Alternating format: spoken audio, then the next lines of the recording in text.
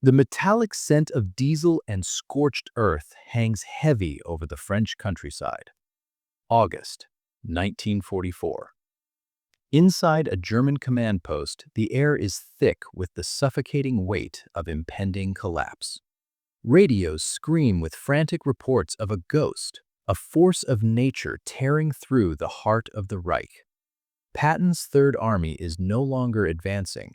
It is consuming everything in its path. Villages fall like dominoes. Entire divisions vanish into the jaws of American encirclements. The Western Front is screaming toward total annihilation. Desperation breeds a final, bloody gamble. Berlin reaches for its hammer. Fear itself. 45 Tiger tanks. 56 tons of legendary impenetrable steel. Machines believed to be gods of the battlefield, carrying the most lethal cannons ever forged for war. They are hurled directly into Patton's trajectory to shatter the American spearhead. On paper, the math is a massacre. A single Tiger can incinerate a dozen Shermans without breaking a sweat. Logic dictates that the American rush will grind to a burning halt. What followed instead was a masterclass in the destruction of a legend. By the end of the slaughter, fewer than 10 Tigers remained operational. The rest were left as smoldering monuments to a failed ideology. And Patton never even tapped the brakes.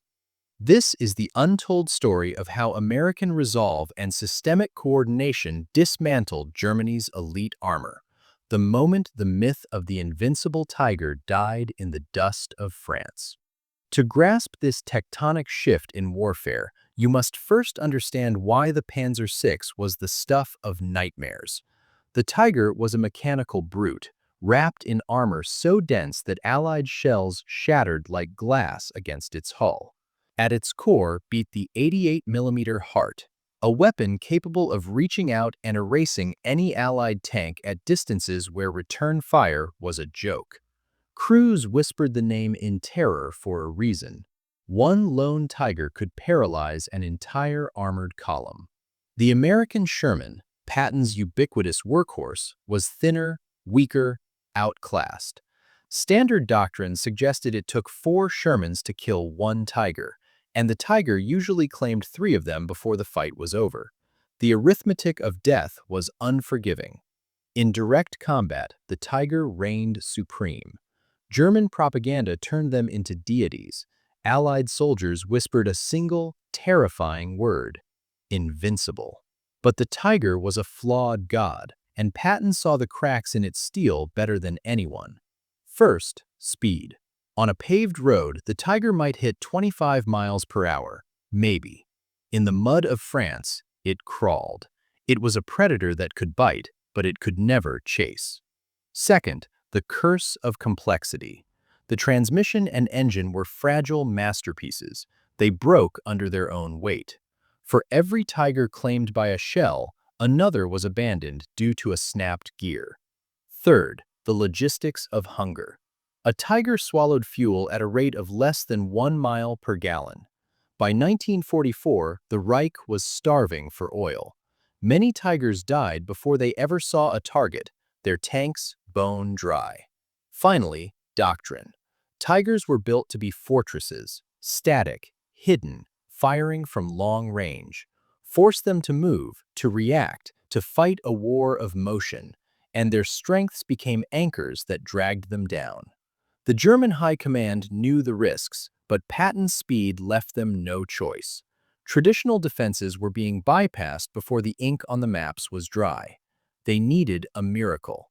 So they committed a full battalion, 45 monsters, to stop 1 man. It should have worked. At the very least, it should have bought them time. It did neither. While others trembled at the thought of a Tiger, Patton studied them like a biologist dissecting a specimen. He knew they were powerful but rigid, deadly but predictable.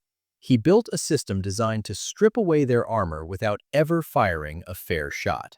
Patton's manual for the death of the Tiger rested on 5 ruthless principles. First, refuse their game. Tigers wanted long-range duels. Patton denied them. He used terrain, smoke, and pure aggression to close the distance, attacking the angles where the steel was thin. Second, the fist of combined arms. Tigers were built to kill tanks, not everything else. He coordinated artillery, aircraft, and infantry in a single, suffocating wave, hit them from every direction, all at once. Third, starve the beast. Tigers were maintenance nightmares. He targeted the supply dumps, bombed the fuel convoys. If the tiger couldn't drink, it couldn't fight. Fourth, relentless tempo. Static forces died. He refused to stop, forcing the slow tigers to reposition until their engines screamed and failed. Fifth, the cost of victory. Patton understood the grim reality of the butcher's bill. Avoiding tigers cost time, and time allowed German defenses to harden. He accepted the losses and kept the momentum moving, no matter the price.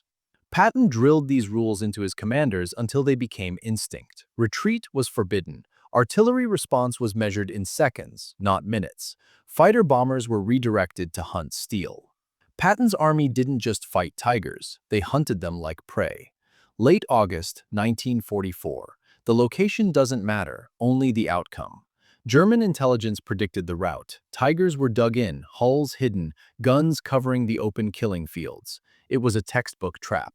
The American advance should have been slaughtered. Instead, reconnaissance saw the trap before it snapped. Within hours, Patton reshaped the battlefield. Multiple columns, alternate routes, unbroken speed. When contact finally broke, the Americans didn't duel. They unleashed the thunder of massed artillery. Not to pierce the armor, but to suppress, to blind, to force the crews to hide in their steel coffins. As the shells rained down, the tank destroyers moved. Faster than Sherman's, carrying guns designed for one purpose: execution. They didn't seek survival, they sought the flanks. Then, the sky fell.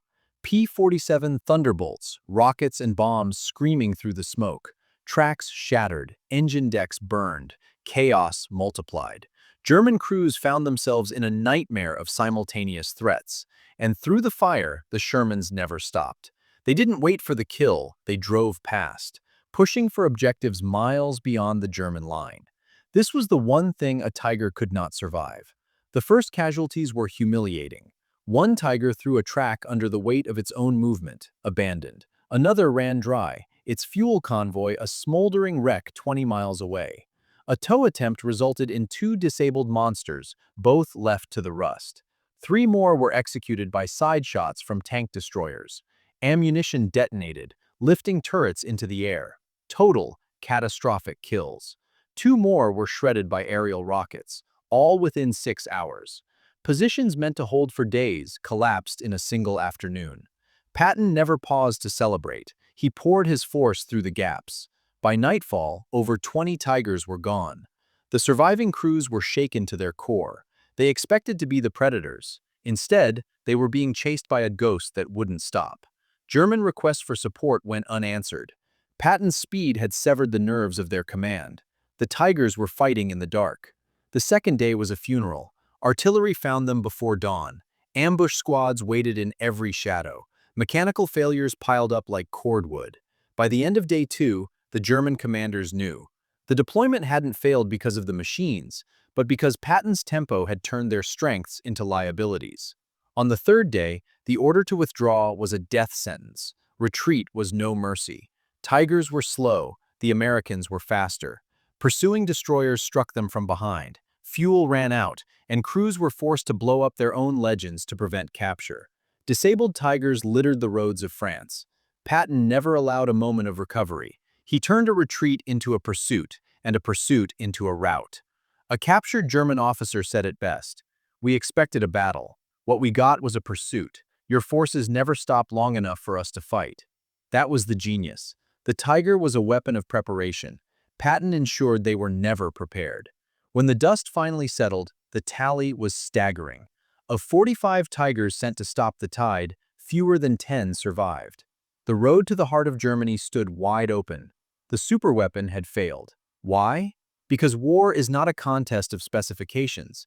Technology alone is a hollow promise. Tactics defeated steel. Speed defeated firepower. Logistics decided the fate of empires. The Tiger was built for a defense that Patton refused to let exist. Others fought the war Germany wanted. Patton fought a war they couldn't imagine. Captured crews realized the truth too late. They weren't beaten by a better tank, but by a better system. Everything, everywhere, all at once, never stopping. 45 Tigers were sent to change history. Fewer than 10 remained to tell the tale. Not luck, not a miracle. Method. When facing an enemy of superior strength, do not fight their war. Change the nature of the battle entirely. Patton's lesson is an echo through history. The best weapon in the world is useless if your enemy never lets you fire it. Does the machine win the war, or the mind that directs it? Voice your verdict in the comments, and to witness more moments where strategy shatters steel, subscribe and join us on the next front.